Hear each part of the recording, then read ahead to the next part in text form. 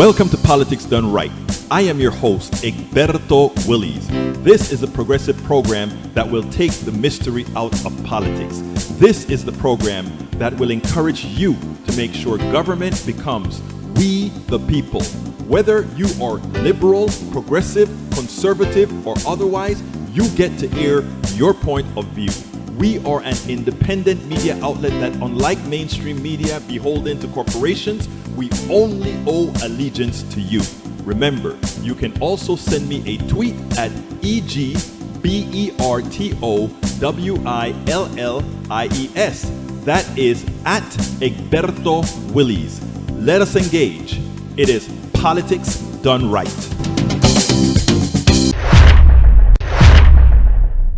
Well, folks, welcome to one more edition of Politics and Right. I'm Egberto Willies, your host. Thank you so kindly for being part of the show. We are going to have a great show for you today. Today, we have quite a few of those great interviews we did back there at Pittsburgh, PA, inside of Netroots Nation. And I think you guys are going to like these interviews. I am pretty sure you're going to like the interviews. Anyway, folks, how's everybody doing? How's everybody doing?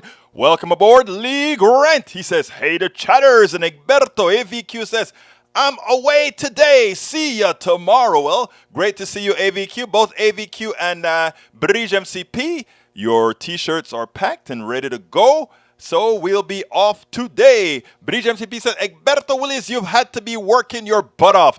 Oh, man, it's crazy. It's crazy. I have something like 40 interviews to process.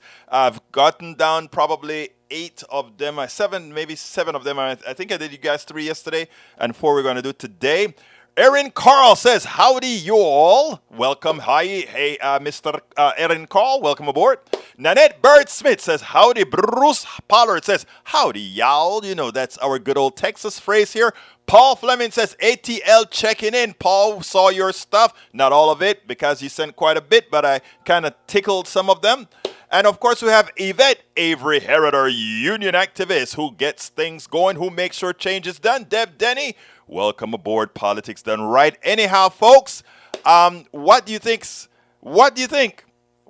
Eric Hayes is in the house as well. Tom C. is in the house, says, waving hello from Michigan Mitten, he says. And Eric says, famed investor Warren Buffett is steadily snowballing a stake in Occidental Petroleum Inc., in what could be the end of his biggest ever acquisition. His Berkshire Hathaway on Friday won approval to buy as much as 50% of the shares. Some investors believe it's a step toward a full takeover, which may end up costing $50 billion. That's all I have to say when it comes to somebody making money off of moving paper. What did you really add to society? I like Warren Buffett. He's giving away all his money. So it's okay that he's reaping the benefits of a whole lot of stuff. But do remember, my dear brothers and sisters, that all he's doing is he says, okay, we looked at Occidental or we look at this. It looked like we can make a whole bunch of money here. We'll move the paper there. But do remember who are the ones that are making the money. The ones that are really making the money are all those people that are working for Occidental. All those people that are working their butts off. Eric A. says, great article on mix of renewable with fossil balance. It's the key, not mandates. Recipe for a reliable Texas grid, a gas plant plus 22,000 batteries and backup fuel. I saw that. Let me tell you, I don't know what you're talking about. Mandates. If you don't have mandates, then you go to the lowest common denominator. Mandates ensure an even playing field. If you have mandates, you can't have another company trying to undercut some company, okay? So let's remember that mandates are there to create a sound level playing field. Don't ever forget that. I've sent mandates. Somebody can decide to do something that's good. Somebody can decide to say, he's following the mandates. I will not follow the mandate. Therefore, I can make more profits in the short term. Eso no está bien. That's no good. So, folks, remember, mandates are necessary. Sarah Benchley, mandates. Hey, I like what, Sarah wrote, man-dates. So, a mandates is what she's saying. And Peggy Lopez is in the house. Peggy, thank you at the end of the show last night. She gave us a great super chat. Thank you so kindly. I think it was a super badge. Thank you for that super badge, my dear sister. All right. Eric A says, mandates equal power hungry. Look at California works real well with government too. I tell you what, let's go ahead and start because I have about, 22, 19, 20. We got to get on to the interviews because these are some great interviews. I want you guys to see it. One last one I'm going to read. Lee Grant says, most people I know in the oil industry makes good money at all job levels, not just exec. Yeah, but the exec make obscene amount of money and the custodians make next to nothing. You know how I know? I know from executives in the oil business to people who are in the union trying to get, and we are a work at will state here, a right to work state, so we don't get much. Nanette Bird Smith says, Bridge MCP early voted. Okay, I don't know if I think I said this already, but Bridge MCP and Michael Rodnin, the T-shirt that Chris got for you guys while we were live on air in Pittsburgh, I packed those up today. Should be heading out to you guys. So beware, your fancy T-shirts are on the way. Anyhow, let's go ahead and get busy with the woman who co-created the Daily Show with Jon Stewart. I spoke to her. She's a buddy of mine. Check this out. Then we'll take it on the other side. Welcome to another edition of Politics Done Right. We're coming to you live from Netroots Nation 2022. Welcome to Politics Done Right. We are coming live from, where again? Pittsburgh, PA, Netroots Nation 2022. And who do we have here? The one and only. Where? Here, Lizz Winstead. Lizz Winstead, the Daily Show. And I wrote it down because he writes the Daily Show on the back of a drink ticket. This is, I think. Is this where you get free drinks? It's KPFT 90.1 okay. FM. Right. But hey, look. Hey, look. The last time we spoke, you were so concerned about that abortion was going to be overturned, but that we were going to somehow be able to get over it.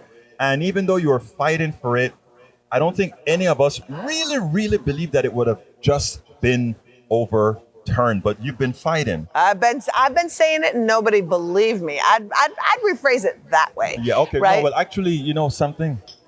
You're right.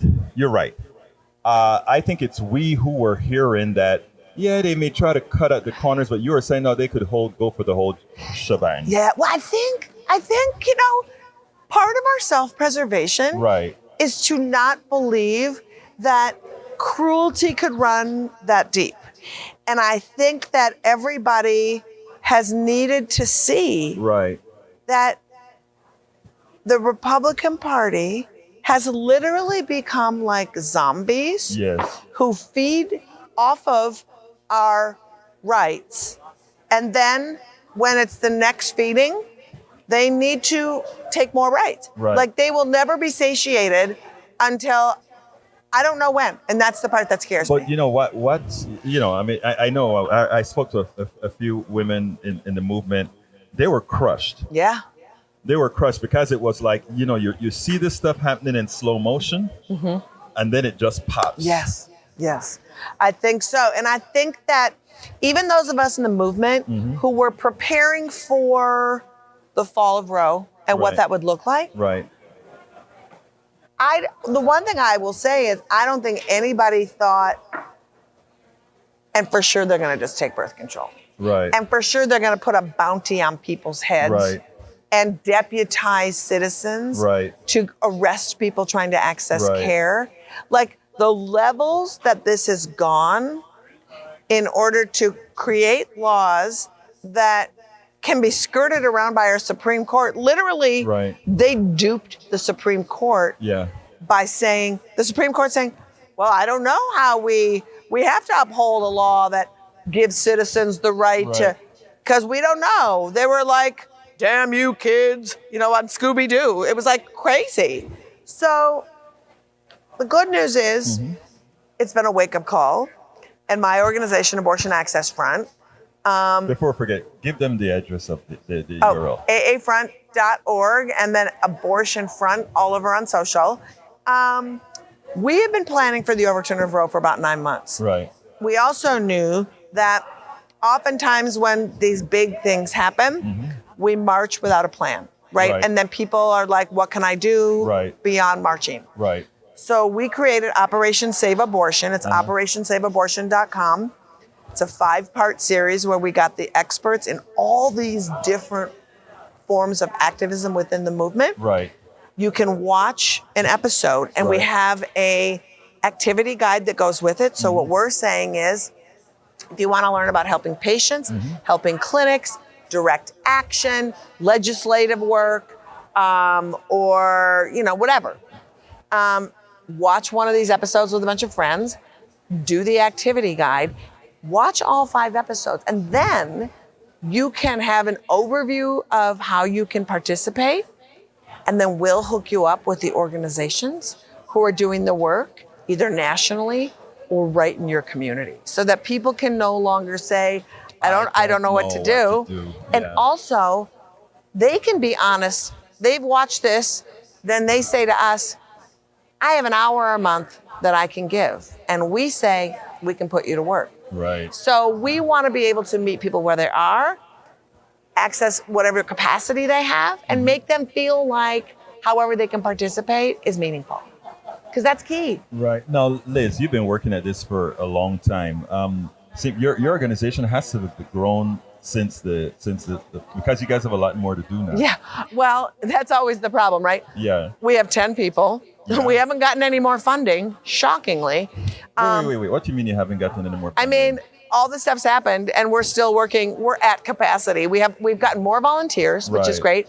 But it's shocking that you don't have people rushing to throw money at you. You would think. I think they don't know we exist. So now you do. AAFront.org. But in creating, we did a lot of blood, sweat, and tears. I remember to get this going, right? Remember when we launched? Absolutely, I remember well. Yep. So we have 10 full-time people. We have 5 part-time folks, and then a whole bunch of volunteers.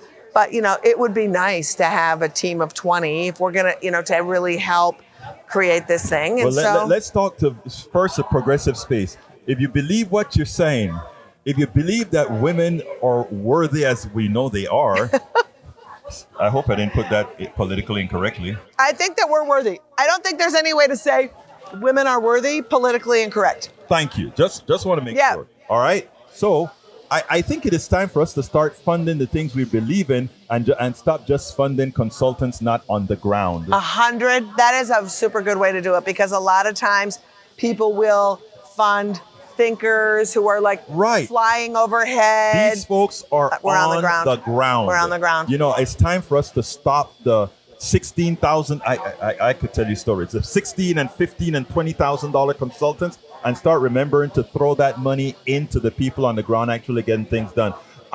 What haven't I asked you that I should have asked you? I mean, I think that folks need to do a little bit of a rethink on how they've been participating in the reproductive health rights justice movement. So many times I hear progressives say, I hope you women, like it's such a bummer what's happening with you women, right? And understanding it's larger than just women, right? It's all genders, but also we all need to, as humans, fundamentally understand that abortion is about bodily autonomy, and they're coming after our bodies, whether you're LGBTQ, whether you're black and brown, whether you need an abortion. We are all intersected, right? And so the bad guys coming after abortion are the same bad guys who are coming after our kids in their schools, our LGBTQ community, CRT, all of that garbage that they're throwing out there. It's the same people. And when we all talk in our movements, I can say, hey, John Doe, who's like out there fucking advocating for this shit, he's also in front of our clinics. And did you also know that John Doe has these 3 things planned? And it's like, I did not. So the more we talk, the more we understand that the Venn diagram of these issues is a circle. We can be stronger together.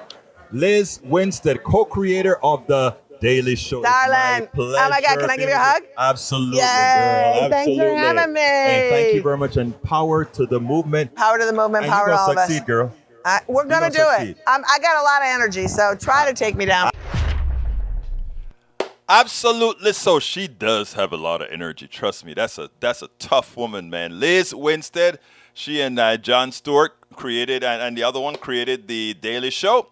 Anyhow, I have another good one for you, and this one is, you know what I've been preaching? The likely voter model is wrong. I still believe the likely voter model is wrong. But before I go there, I met this woman out there her name is Kiela Smith-Upton, and she's talking about collectives, okay? Collectives. You know, I don't like the enslavement of corporations. A corporation is not a democracy. A corporation is just another form of antiseptic slavery. I want you guys to listen to what Kiela Smith-Upton is talking about, because she is talking in the same space as political economists like Gore Alperovitz and others that believe until we, the actual people that do the work, until we, the people who create things, until we, the people whose intellect is used to make America what America is, until that time comes, the parasites that lay at the top of capitalism will continue to do the things that they do. And the only way to stop that is for us to have different mechanisms, collectives, cooperatives, etc. And here is one particular option that Kiela Smith-Upton spoke to me about at the union. Check this out. Kiela Smith-Upton, pleasure to be here. You are with? Artists Design the Future. Are you going to be designing the future or something, or what? We are. We do. Well, tell me a little bit about what your organization is all about. So we are a forming worker cooperative. What does that mean? In the state of Illinois.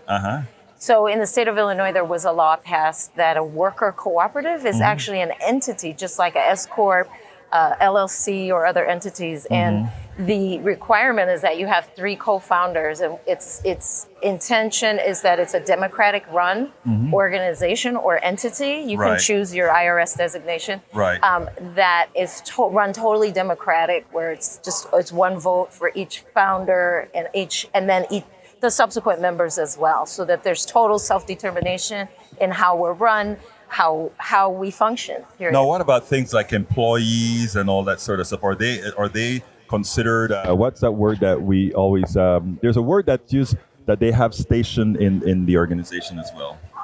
So that's what's beautiful about a worker cooperative. Is you can have employees, but technically, because the structure is so different, everyone is a member owner of that cooperative. I am so glad, because when you spoke about the founders, I kind of thought about, I was thinking hierarchical. Right. And and I didn't, I guess everybody that's a part of it will be, well, you have the founders and the people who come in as members as well. Correct. There is the opportunity where you can have a couple levels of membership, where you could have kind of less active members and ones that are more actively engaged. It gives us the opportunity to really self-determine how we choose to create the structure of the organization. But the bottom line is that it's democratic in the sense that all the members each get a vote for decision-making for the organization and how it functions and how it's run, unlike a traditional corporate structure. Yeah, that's so hierarchical. And the thing about it is, we talk about corporate structures being hierarchical. I actually believe that every form of business should be run in that sort of form. And I mean, right now we can call folks employees, but they're nothing more than what I call antiseptic slaves, because they tell you what to do, they tell you everything. What you're telling me is this is done democratically. Corporations are not a democracy. Corporation has far from it. They're master relationship type organizations, which is one of the things that I work on as sort of promoting that people should be self-determined. So Absolutely. I love that what you do now. What's the end goal of the organization? What are you doing? Are you just trying to teach people how to do these things, or what's your end goal? So there's three main focus, and our goal is to create sustainable resources for creatives in particular, which then always have a ripple effect out into the communities that we live in. Right. So our main three goals, one is training, and this is all artist-led, which is the power of it as well. Right. Community engagement, that's artist-led, and using the arts and creative experiences.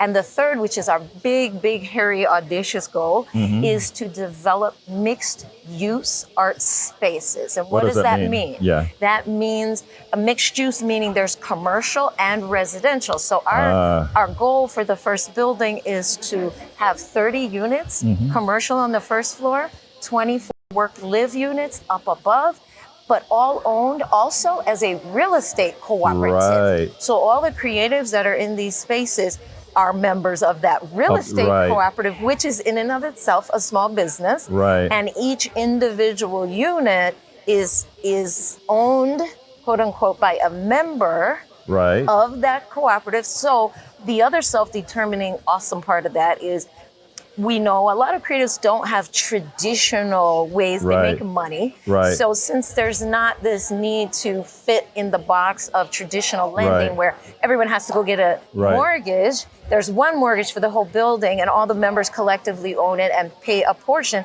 but they still have all the benefits of home ownership and the write-offs and all those tax benefits. But the other ethic that's a value that's really key for us as well is inclusion and accessibility. So a minimum of 1/3 of all the units will be for members that have disabilities.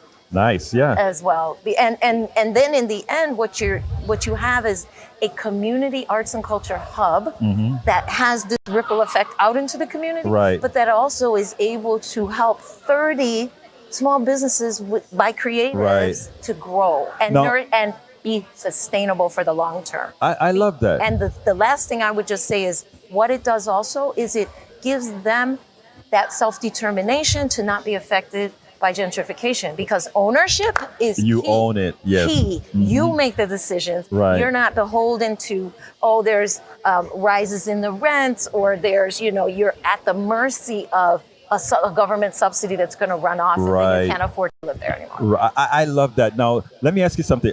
Are these units specific to artists, or are we saying that this is just a model right now for artists, but later on you could actually have other folks in the cooperative? Let's say I'm a software developer and wanted to do that. I could say that a software developer is an artist, but I mean, is this restricted to just... That's a fabulous question. And we really extend the idea of artists to include creatives as well, which is a definition that moves outside of the elitist concept of the arts. Like you have to be able to do that. I mean, it could be a DJ, it could be a social worker, and people who are creating in the world. That's what I'm asking. And then the idea also is the 24 work-live units up above, which are be intergenerational. We want to have elders, families, youth. So there is a true sense of community, but the commercial units don't have to exclusively be the arts. They could be, we're working along with the local Chamber of Commerce to see what kinds of monies are being taken out of the community that for needs that aren't being met for the people in the community we live in, so that we'll be open to businesses on the commercial level to meet the needs of what the community says they need. Now, here's the most difficult question within on your framework. How do you handle conflict resolutions? That's a great question. And honestly, I wish I had the other two current co-founders here. And I just wanted to qualify that comment earlier about co-founders. It's just because it's the three of us who that started it. No, I got it. It'll. No, I understood. Okay. So our one co-founder, Laura, that is like part of her genius and strength in facilitating that. And she's continuing to train herself. But all three of us bring a strong leadership experience and continuing education to have skills to help facilitate that. But the great part about cooperative is It's not up to us. I mean, it is initially because we're the three. But as it grows and then as the building is built, that's for the cooperative to self-determine.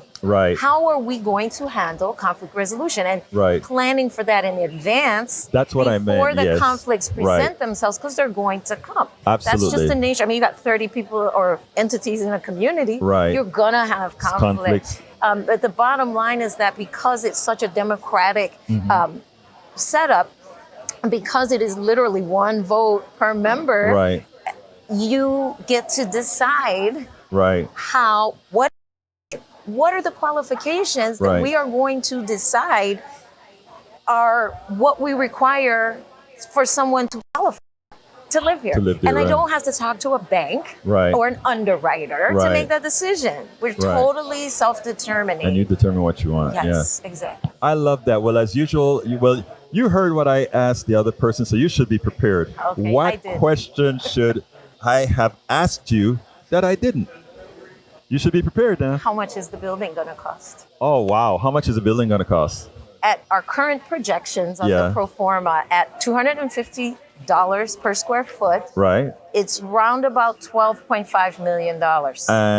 And what that means is we need help to connect with a variety of catalytic capital, philanthropic capital, impact investors, donations, and other sorts of monies that can help reduce that final ownership cost so that the eventual member owners, they could be at a 60% area median income. They could be at a 40% area median income because the final mortgage is not $12.5 million. We're projecting it at around $3.2 million. And to get all that other funding, $9 million through these other resources and other types of funding. How is that intended? Let's say if you wanted to replicate that over and over and over again, what's the path? See, you said that was the final question, but I know this triggers more questions. You opened the door. I opened that door. Yeah. That is a fabulous question because part of our intention also is to document this process so that it's available for other communities. We're from the Chicago area on the south side, but for other communities in Chicago, nationally, regionally, nationally, even internationally, because communities like this get created, but nobody leaves the breadcrumbs. Nobody says, okay, this is how we started. These are some key things you need to build the momentum to create this. And it's like you're always reinventing the wheel. So we want to have a toolkit at the end that is available to people. I mean, it won't be like color in the dots. No, but I mean, a step-by-step, like a framework. A framework. So you can start strong and know and not have to just figure it all out through trial and error. Yeah. Miss Smith-Upton, and you notice I didn't rush to the first name, and you know why. Thank you so kindly for having been on Politics Done Right. Thank you. We spend a lot of... Anyhow, folks, I hope you like that. Hey, this is important. This is important. First of all, folks, please go ahead and give me that good old thumbs up. Give me that good old thumbs up. Make sure that we are making the algorithm do its work. Please give me that thumbs up. If you are on YouTube, give me that like. If you are on Facebook, and whenever you start, remember to tell the folks to go to anchor.fm/politics done right, so that they can subscribe to the podcast. That's where we get most of our views. All right, folks. First of all, I have something, brother. There's something that kind of tickled me. Lee Grant says, replying to Breach MCP, the latest government data show that in 2018, the top 1% of income earners, those who earned more than $540,000, earned 21% of the U.S. income, while paying 40% of all federal income taxes. The top 10% earned 48% of the income and paid 7% of the federal income taxes. Here's the funny thing about what you just showed there, Lee Grant. You show what's called exponential earnings of America, a crazy system in the way we pay or the way we provide income. And by the way, there's something that's missing there. How do we define income? Oh, income are wages. But if we actually use the wages or the income that we get from wealth, somehow that income is treated differently. In other words, if you work your job and you get paid in dollars, you have a high income tax rate. But if you make millions and billions off of just moving paper, like Bill Gates or any one of these others do it, you pay a much smaller tax rate. And that 40% of the people or 48% of the people pay so much more in the 10% that pay so much more in taxes than anybody else. You know why they pay so much more? Because they are the ones that have all of the money. If they're stealing your money and then paying your share of taxes on the money they stole from you as well, and then say, hey, I pay more money than you do. Of course you do. You're paying taxes on the money you stole from me. You see, it's all in how you frame an argument. It's all in how you frame a discussion. It's all in how you frame something. If you just accept the fact, well, you know, rich people are paying most of the taxes, you start to feel ingratiated to the rich people. Oh my God, the rich people are paying all the taxes. You feel like there's something about the rich people since they're paying all these bills for us. They're great people. Not realizing that they have all the money to pay all the bills because they're stiffing you. That is like somebody saying, I rob $1,000 away from you, and I look nice when I say, hey, would you like $100? Take $100. I'm giving you $100. I know you're poor now that somebody stole your money. I didn't tell you I stole it. I stole it, but here's $100. Here's $100. When we learn to not take the framing that conservatives and neoliberals give, oh, the rich people are the ones who create jobs. Bull! The rich people are deserving. Bull! You have to understand that you are the worthy one. You are the creators. You are the ones that get things done. You are the one that gets up in the morning and sweep floors, sweep streets, empty garbages. You are the one who goes into the lab with your intellect and think. You are the one doing that, not the plutocrats that Brother Lee Grant is talking about. Oh, they made $540,000 on average or the median, and they're the ones paying all the taxes. They're paying the taxes because they took your money. And they're paying the taxes on your money. Don't ever allow it to be said or allow it to be believed that the master folks out there are worth any more than you are. You are the ones, you watching me right now, you are the ones that create. You are the ones that make things. You are the ones. Bridge MCP says, Egberto Willis, love how the mic is lightened because of the green screen. Like a wee light show, not distracting either. Hey, it's all by an accident. It's all by an accident it's happening. All right, folks, what time is it here? We are at hour 36. I got two more good videos I want to show, and I tell you what I'll do. I'll do my ask at the end because I want to get this all out. Norman Reynolds says more than 90% of Americans have 1% of all the wealth in the U.S. How come they are not paying 1% of the taxes? Thank you, Norman. You hit the nail on the head. If they have all the wealth, if they have all the income, then that's the percentage of taxes that they should be responsible for. Norman, you made it so easy, but I wanted to put that salt in as well. Eric says, we are the ones that get the burden of more taxes and unfettered spending. Exactly, so you agree with Norman. Daniel Riddell says, if rich people don't create jobs, then government does. Apparently, Egberto would rather the guys with guns control the law. Oh, no. Here's the deal. The rich people don't create jobs. That's a fallacy. We create jobs by creating the demand that somebody builds something. If you listen to Miss Smith-Upton, that is the kind of method we want. Collectives, where we all benefit from all our sources. As it is right now, we have slavery. Because when you work for a corporation, they tell you what to do. They tell you how much they're going to pay for you. You don't want to, you leave. But more than likely, since they are a collusion, you have no choice. E2247 says, did you see today Washington Post report the complaint filed against SEC, DOJ, FTC by Twitter? I saw that. We'll take that another time, but let's go ahead and listen to our good friends at Democracy for America. Check this out. Welcome to another edition of Politics Done Right. We're coming to you live from Netroots Nation 2022. We are the progressive folks that are going to get 2022. One, I'm here with Yvette Simpson, the Presidente of, what again? Democracy for America. America. And Christopher Scott, who is the Chief Political Officer of Democracy for America. Well, look, we're going to have some fun today because, everybody's talking about us not winning 2022. They are all in the doldrums because we're not going to do it.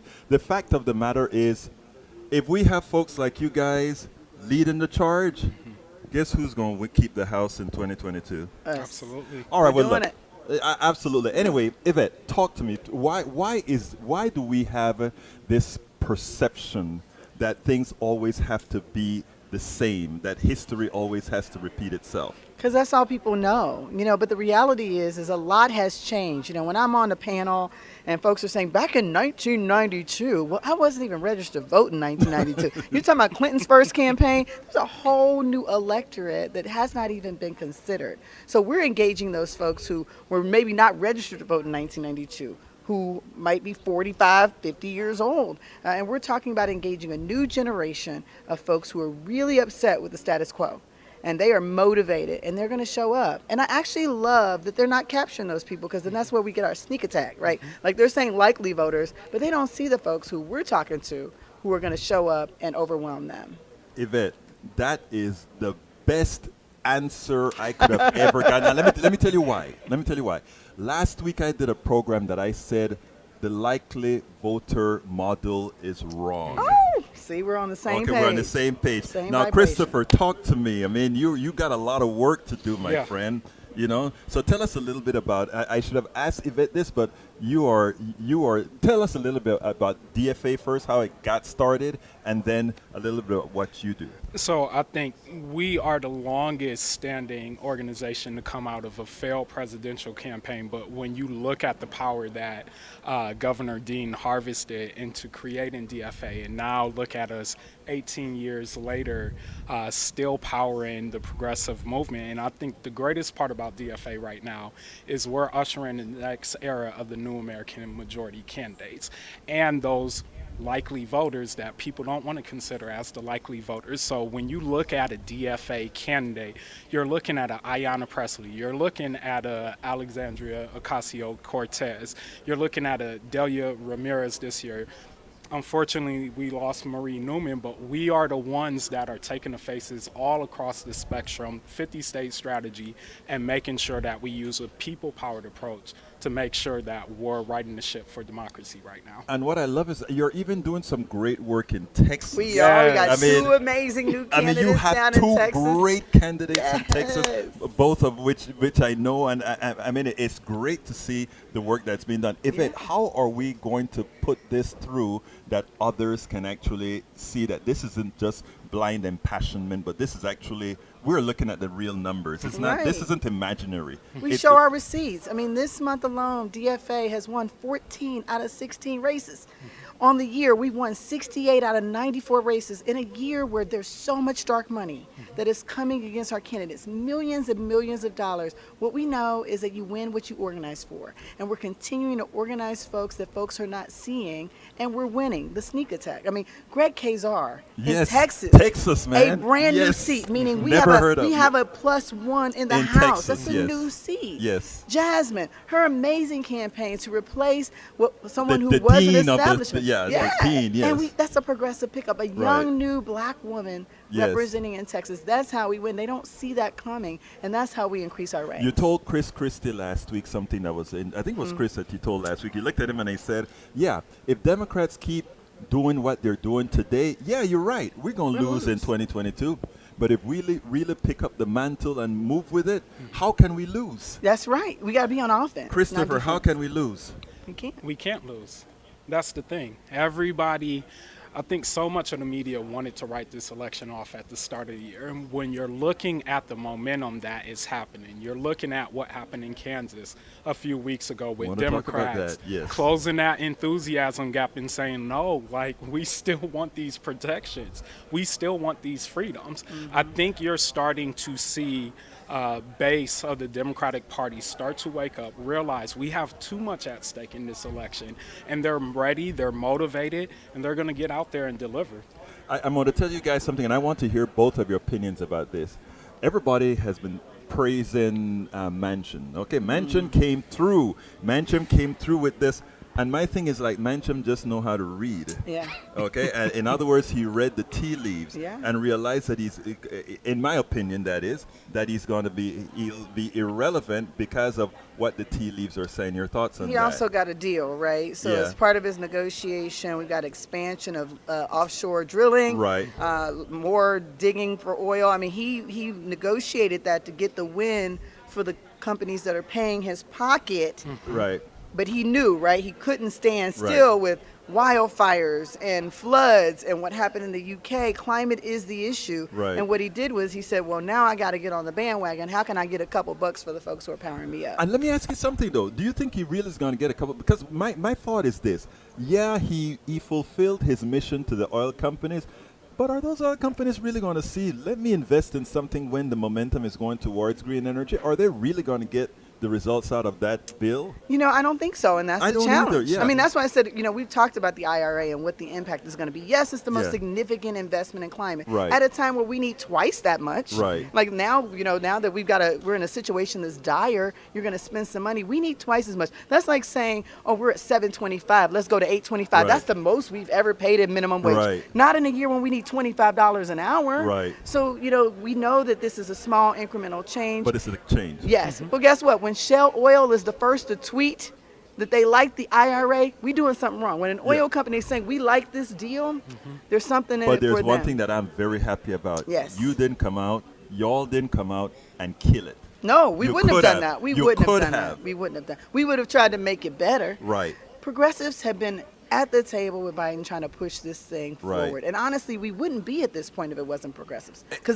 thought they were done with the infrastructure Yeah. bill. Look at us, we got the infrastructure bill. We're like, no, you have to keep doing more. Our climate activists, all of our progressive organizations have been pushing for this to get done. So them making Joe Manchin like he's a savior. He's not. I don't think any of not. us in the progressive Oh, media no. space is treating him I'm like a talking about savior. everybody else. Oh, okay, yeah. Look okay. at I Manchin. want- He finally came around. No, he didn't. He It's read it's the those tea leaves. activists rowing up to his yacht, telling him to come off the boat. Absolutely. So anyway, listen, we're almost done here. Tell me, what didn't I ask you that you really wanted me to ask you? I want to talk about, again, Democrats are, I do believe that we will end up winning back the House. I think it'll be a closer margin than what we want. But again, you have to look at the momentum that progressive candidates have had in a lot of open primaries. We talked about Greg Kasar. We talked about sending somebody like Jasmine Crockett. I'm going to point out two more. Arizona 1 with Jevin Hodge. Yeah. I'm gonna have to Ohio research that 13 one. with Oh, Amelia he's a Sykes, good- the former minority leader. When you look at the pickups, a lot of these pickups and flips that Democrats are going to have this cycle, they're coming from progressive candidates. So progressives not only are delivering on the agenda to help make the Biden administration look stronger, but we're also delivering on the battlefield to make sure that we protect the House.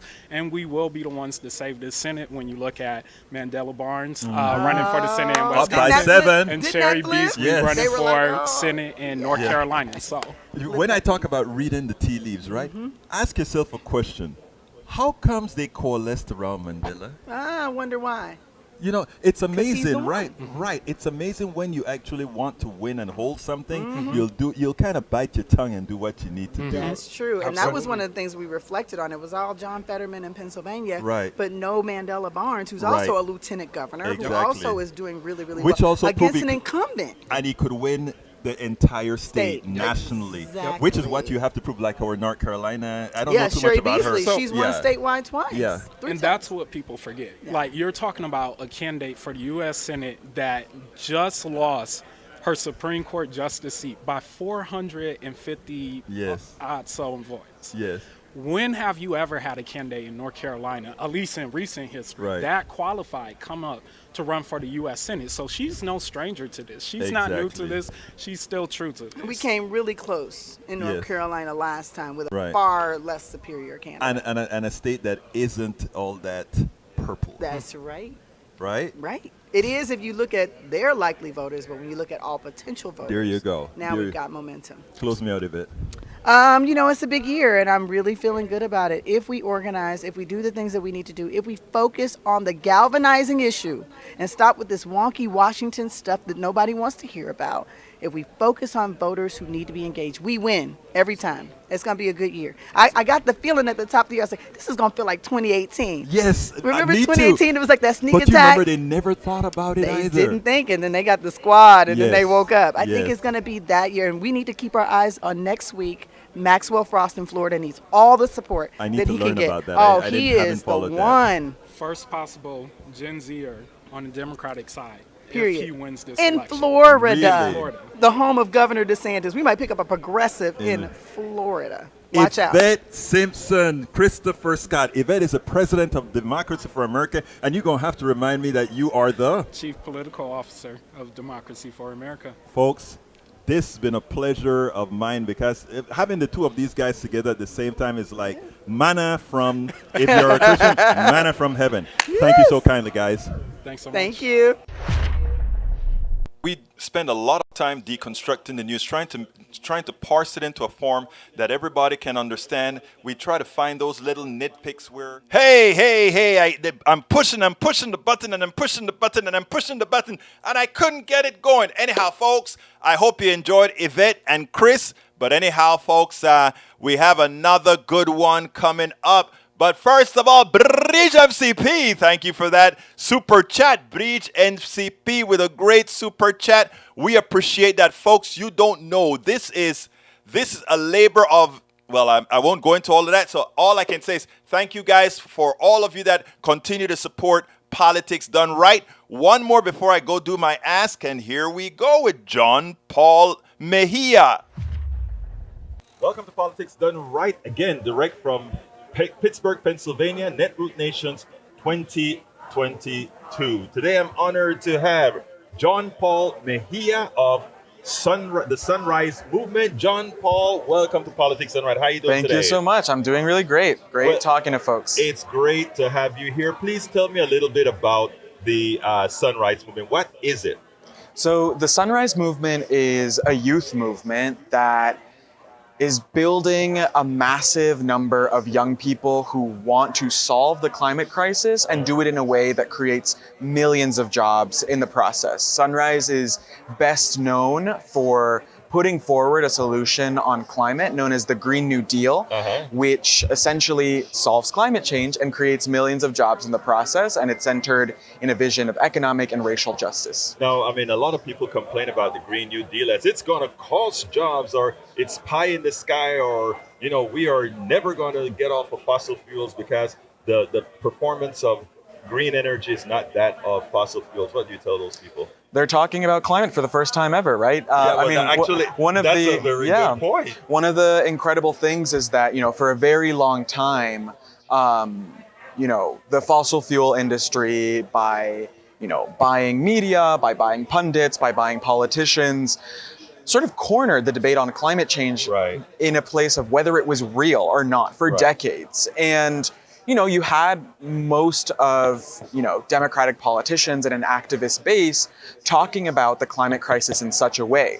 When Sunrise and other movements for justice and democracy came out with a vision of climate that was forward-facing, that said, sure, we want to stop the climate crisis, but you know what? We want to do it in a way that also empowers people and creates millions of jobs. And you know what? We do want it to be a massive sweeping thing because people haven't had loads of opportunities in this country for a very long time.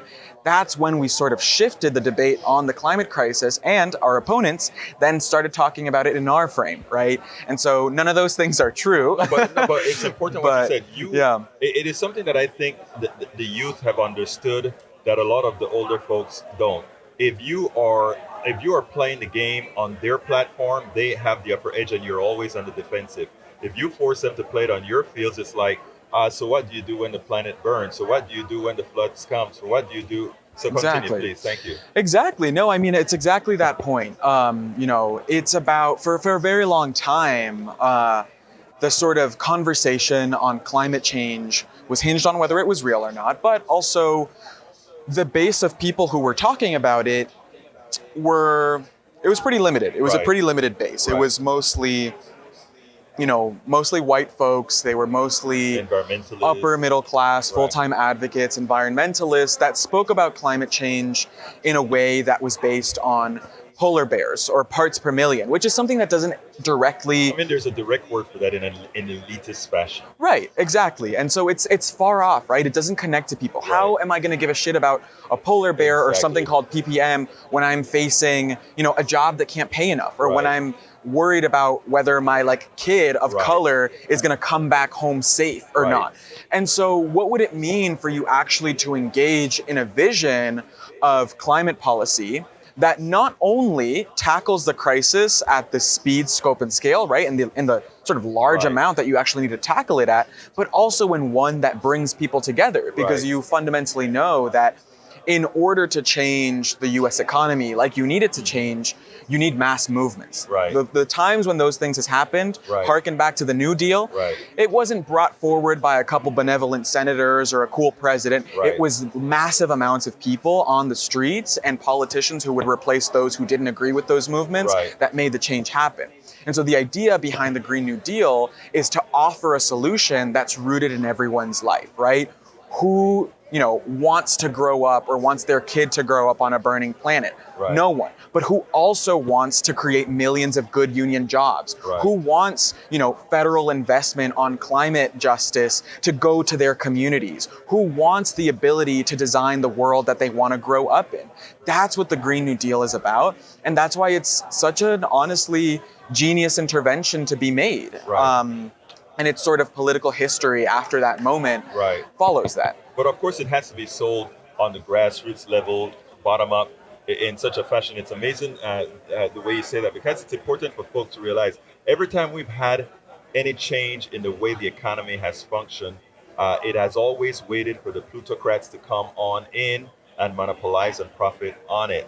What I love about the Green New Deal and specifying justice in there is that we are not going to allow this massive change in the economic structure not to include everybody, Right. whereas all the capital flows upwards. Now, it's you have a task ahead of you, because there's a lot of money from the plutocrats that are going to be in there, actually trying to confuse the same people that you are trying to talk to. And they may have more bang for the buck, but you may have more social interaction that generally flesh-to-flesh contact is a lot more powerful than seeing an ad every day. So what's your plan of action going forward to compete with what's about to hit you? Yeah, I mean, Or what is hitting you? Yeah, I mean, this is definitely the case, right? The fossil fuel industry and loads of folks who are really friendly to it have massive amounts of organized money. Right. And that is a very large obstacle. However, the only thing that can be organized money is organized people. Exactly. And the idea of having a social movement is exactly that. Exactly. By getting across to people and actually doing the hard work of, Right. talking to voters, talking to your neighbors, talking to your friends, talking to your family, and getting them in on this vision, it's much harder for someone who's paid off in the media or a politician to suddenly, penetrate that person, because they're someone who cares about them and Right. someone who they care for is reaching them first. Right. And so that's the beauty of a social movement. Now- and that's been the history of Sunrise. up to now. Sunrise, again, you said it's a youth movement. It's a youth It's mostly comprised of youth. Your president, everything I imagine, are young people. Mm-hmm. Now, how big are you? Where are you based? Sunrise has a chapter structure, which means that there are independently run chapters throughout the entire United States. Right. So there's more than 300 chapters across the United States. There's a couple here in Pennsylvania. The national organization supports these chapters and runs federal campaigns. Right. And our history really started in 2018. So in 2018, or prior to 2018, actually, there was a big realization that on the climate issue, we were losing. Right. Obama came into office and had, at a given year, majorities in Congress, Right. right? And he